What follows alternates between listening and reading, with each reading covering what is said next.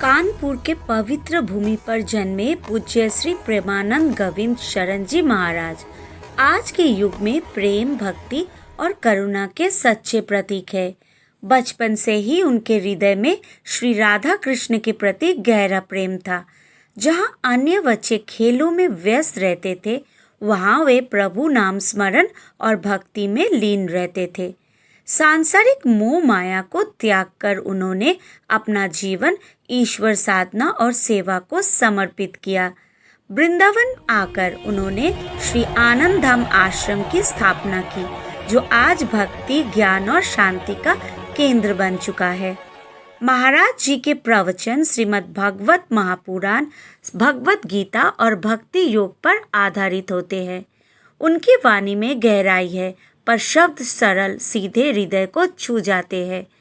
वे सिखाते हैं कि सच्ची भक्ति केवल पूजा या अनुष्ठान नहीं, बल्कि हर जीव में भगवान को देखने की दृष्टि है। वे कहते हैं, प्रेम ही वो साधन है जो मनुष्य को भगवान के सबसे निकट ले जाता है। उनके जीवन का हर क्षण सेवा की भावना से भरा है। वो कहते हैं, जो दूसरों को दुख देता है वो भगवान को नहीं पा सकता। सेवा करो, प्रेम करो और हर श्वास में नाम स्मरण करो।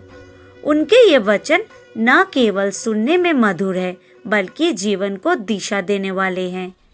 वृंदावन में जब उनका सत्संग होता है तो वातावरण भक्ति से भर उठता है। उनकी मुस्कान में करुणा है, उनकी वाणी में स्नेह और उनकी उपस्थिति में एक दिव्य शांति का अनुभव होता है। महाराज जी स्वयं भक्ति को जीते हैं। उनका जीवन ही उनका संदेश है। आज जब संसार में अशांति, ईर्ष्या और तनाव बढ़ रहा है, महाराज जी की शिक्षाएं हमें याद दिलाती है, मन को राधा कृष्ण में जोड़ो, सब दुख स्वयं मिट जाएंगे। वो कहते हैं कि भक्ति केवल मंदिरों में नहीं, बल्कि व्यवहार में झलकनी चाहिए। मधुर वाणी, करुणा और सेवा ही सच्चा धर्म है। उनकी प्रेरणा से असंख्य लोगों के जीवन में शांति, संतुलन और आनंद का प्रवाह आया है।